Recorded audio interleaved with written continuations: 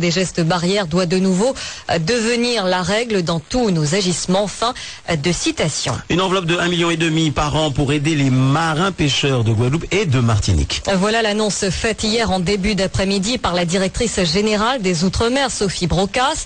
Une aide exceptionnelle sur 3 ans qui entre dans le cadre du plan Chlordécone 4 et qui a été créé pour les marins pêcheurs, salariés et les patrons afin de compenser leur perte de revenus.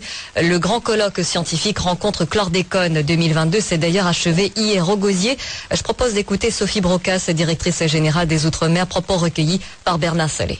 Alors sur le plan chlordécone, puisque tout ça, cette visite, elle se situe aussi dans le cadre du colloque chlordécone qui s'achève aujourd'hui et qui a connu un grand succès avec une très grosse communauté scientifique qui est mobilisée, ce qui est porteur évidemment d'espoir. Une aide a été mise en place pour compenser les surcoûts qui sont imposés aux pêcheurs qui ici ne peuvent pas pêcher en proche côtier, qui sont obligés d'aller plus loin.